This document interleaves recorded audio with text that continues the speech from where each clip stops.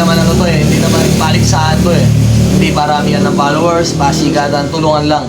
Tulungan lang. Kahit minsan yung mga iba, kala nila nagkikipagpaligsahan ako, hindi.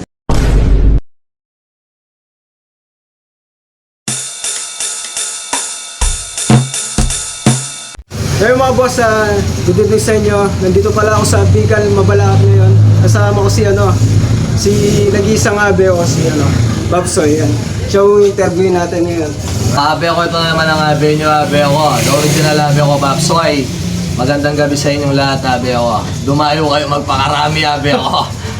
Kaya kahit ginabi kami, talagang ginal namin siya. Yung first question ko, saan?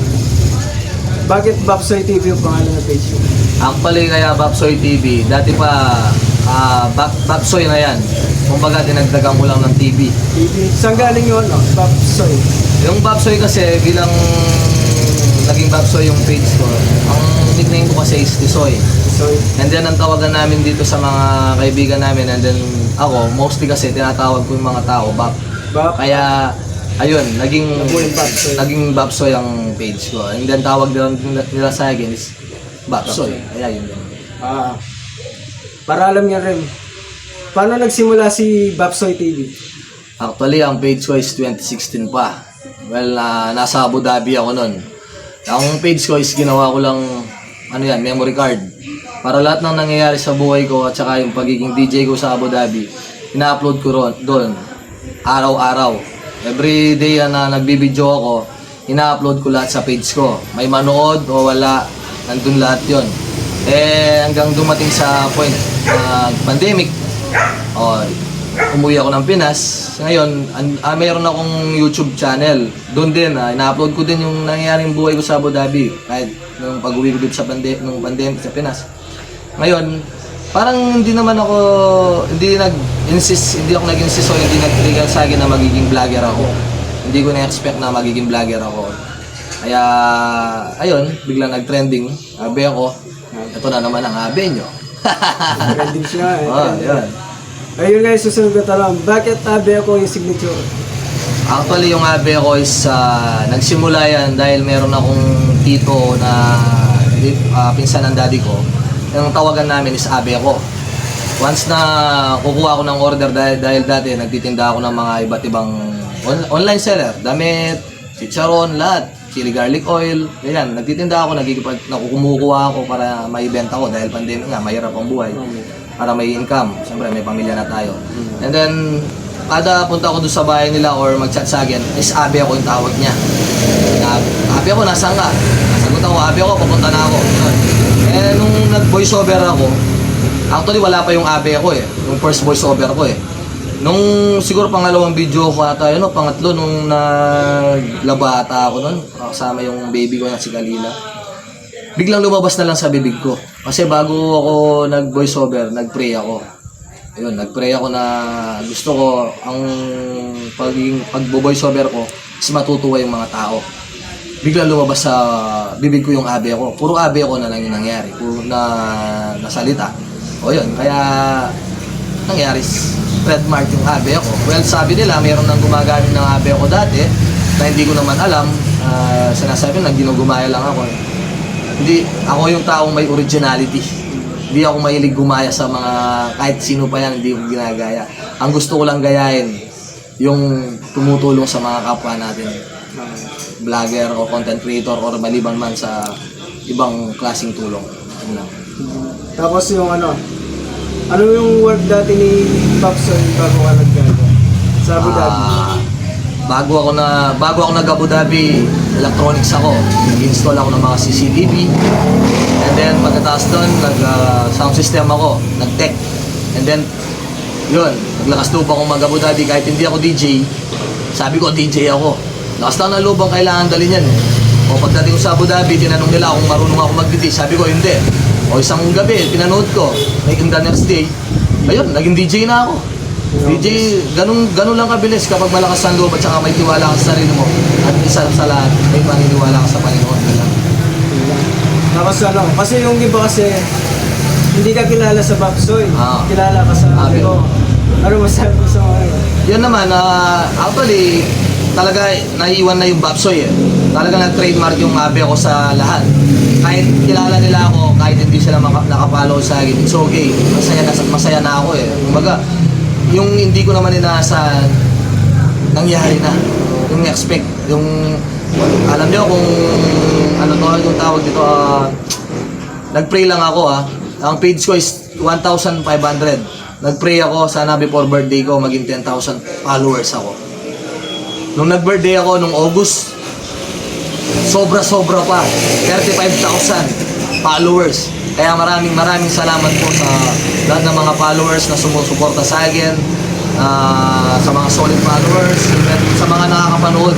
Maraming salamat po sa inyo na sana natutuwa kayo sa mga videos namin, sa lahat ng mga content creator, mga Kapampangan. Kasi ano lang naman yan kumbaga sa akin, ginawa ko lang stress reliever. Parang nag-enjoy lang ako. Nag-enjoy lang ako sa ginagawa ko dahil marami akong trabaho maliban sa pagiging vlogger, marami akong talent kailangan maging flexible ka sa buhay mo. Kasi hindi mo kailangan mag-focus sa isang trabaho. Example, pag tumanda ka, yun lang ang alam mo trabaho. Kaya kailangan maging stepping stone, kailangan maraming kung pwede mo pang matutunan, abutin mo. Sipag lang talaga. Tapos yung about sa clothing, paano nagsimula yung clothing na Abe? Yan, yung clothing na yan, meron nagbigay sa akin ng challenge. Ano yan kumbaga, parang ang tawag dito is, kung gusto mong ariin yung isang bagay, ipakulong mo. Parang ganon. O yun, nangyari yung merge ko na Abe ko. Nag-start. In that day, nakita ko yung gano'n na senaryo. Kinabukasan, nanghiram ako ng pera, bumili ako ng mga damit, nagpagawa ako ng logo, yun, pinaprint ko.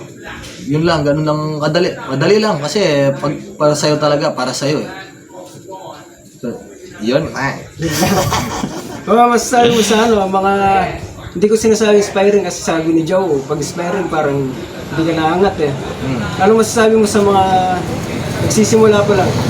Tapos ko agad mga bumagal, mga nag-advance. Ako ang masasabi ko lang sa mga baguhan na katulad ko. Ako kasi hindi ko inisip yung kita. Hindi ko inisip yung pagiging sikat. Kasi kapag yan ang tinrigger mo sa isip mo or palagi mong inisip, gusto ko sumikat ako, gusto ko kumita ako. Minsan hindi nangyayari Minsan nadidepress ka or siyempre, hindi ka sumisikat, hindi ka kumikita. Hayaan mo lang dumating sa'yo. Pag panahon mo na. At saka, ang unang-unang manalangin lang palagi. Magpasalamat. Sumikat ka o hindi, magpasalamat ka. Kasi, yung pagising mo pa lang sa umaga is, masaya ka na. Tsaka nakakapag-content ka. Darating din ang araw. Kumbaga, yung mga tao, meron silang makikitang video mo na isang matutuwa sila sa'yo at magte-trending ka. Yun lang. At saka, sasabihin mo, gusto kong tumulong sa pamilya mo. Hindi ka pa makakatulong sa pamilya mo kung 1,000 followers ka pa lang. Tapos 30,000 watch hour ka pa lang. Magtrabaho muna bago yung vlog. Kasi, kumbaga, ano lang to, daily, yung pagiging vlogger, trabaho na rin to kapag na-monetize ka. Kaya ako kasi, hindi pa ako nakamonetize Sa mga lahat na nagtatanong dyan kung kumikita na ako, hindi po ako kumikita sa vlog. Yan po yung, kung may ads na po yung mga videos ko, doon, yun na makikita na kumikita na ako. Pero ngayon, nagkatrabaho pa rin po ako, gabi, sa DJ ako, sa mga iba-ibang club. Tsaka yung merch ko, yung Abe ko shirt. Tsaka ito nga, yung The Gorilla, i-promote ko na rin. Gorilla. Tapos, marami akong ibang racket maraming mga binebentang iba-iba't online. Yun lang ang pinagkakakitaan ko. Kaya sa mga baguhan katulad kong mga vlogger, tiwala lang, enjoy lang. Enjoy nyo lang, palagi yung tandaan. Kailangan masaya lang kayo sa ginagawa nyo. Kapag hindi na kayo masaya sa ginagawa nyo, pigilan nyo na. May last na lang question. Pero labas na sa sa buhay mo. Sa tingin mo, sinong vlogger yung sa tingin mo Pampanga to Tarlac? Isa lang, yung hindi naliligo. Hindi naliligo, si Chocotic. Chocotic, hindi rin naliligo. Chocotic, hindi mga kaibigan natin yan. Pero siyempre, yun lang ang ko. Para at least pag-follow nyo na rin yung mga page nila. pati si Boss Lack. Boss Lack. I-follow nyo lang yung page niya dahil ito, talagang nagpupursige sila para at least lumangat yung mga followers nila katulad natin. Suportahan po natin yung mga Kapampangan vloggers. Kasi hindi naman ano to eh, hindi naman paligsahan to eh. Hindi paramihan ng followers, pasikatan, tulungan lang. Kahit minsan yung mga iba, kala nila nagkikipagpagsaan ako, hindi. Kung makikita nyo po ako talaga sa daan, mayabang po talaga ako. Kung hindi nyo ako kilala. Pero kapag nakasama nyo na ako, hindi na ako husgahan. Kung sino si Babsoy. Yun lang. Kaya salamat kay Babsoy TV. Salamat. Maraming salamat din, maraming salamat. Kaya ginabi okay lang, naghintay talaga kami para sa inyo. Wala, pasensya na kayo dahil alam nyo na yung buhay ko. At least ngayon, alam nyo nyo na. kung ano yung dahilan bakit nagiging busy ako. Oh, tsaka ano siya, hindi siya suplado. Yung mga nagsasabi, akala niya suplado. Hindi. Yung kumare hindi lang napag-reply na, syempre busy. Never, kaya hanggat pwede ko kayong replyan, magre-reply ako. Kaso siyempre, una ko muna yung mga ginagawa ko bago ako mag-reply sa mga, tsaka yung mga nagpapa-shoutout. Hindi naman kayo napapahiya sa akin. Once na meron akong oras nagkalkal sa Facebook ko, sa Messenger ko, magre-reply ako. Hindi ako yung taong sumikat lang na mataas na yung tingin ko sa sarili ko. Noon pa, mataas na yung tingin ko sa sarili ko dahil may tiwala ako sa sarili ko eh. Pero bilang pagiging alam mo kung sino na ako dahil sikat na ako, no. Hindi mangyayari yun. Yun lang tatak nyo sa isip nyo. Hindi mangyayari yun. Kahit ano pang kasikatan nito, malalaos din yan. Kahit ano pa yan, manalalaos yan. Pero yung pagiging mabuti mo sa mga kapwa content creator or even sa mga followers, hindi mabubura yan kapag gumawa ka ng maganda. Kaya stay low-key lang. Kahit tumaas ka o mababa, pantay-pantay lang. Magiging ordinaryong tao lang din po ako katulad nyo. Kahit sabihin nyo parang artista, sigat, or what na vlogger, hindi. Kahit makita nyo ako sa daan dito, kalat-kalat lang ako dito, abe ko. Kahit kanino yung pagtanong yung Babsoy dito, si abe ko, alam nila. Never akong naging mataas. Yun lang. Yun lang. Thank you kay Okay. Babsoy TV Di abe ako. Tsaka yung isang page ko na Babsoy Clothing, doon nag-update na ako doon sa Babsoy Clothing dahil naayos ko yung Babsoy TV para ma-monetize na ako, para at least kumita na ako para makatulong din ako sa mga gusto kong tulungan. Katulad ng mga content creator na mababa minsan. Ay gusto akong iregalo sa kanila, hindi ko magawa dahil siyempre yung mga kinikita ko para pang pamilya ko at saka savings, lalo na yung anak ko. Siyempre lahat may pangarap sa mga anak natin. Gusto ko kung ano yung naabot ko, mas higit pa yung naabot ng anak ko. Yun yung maganda doon. Very well said, no? Salamat Abe, wala. Thank you mo rin. Thank you sa inyo, thank you sa lahat na nanonood. Pag-follow nyo yung page Pag-follow at saka subscribe sa YouTube ko, ano yan, di sa Facebook. Bahala kayo dyan. Thank you, Babsoy.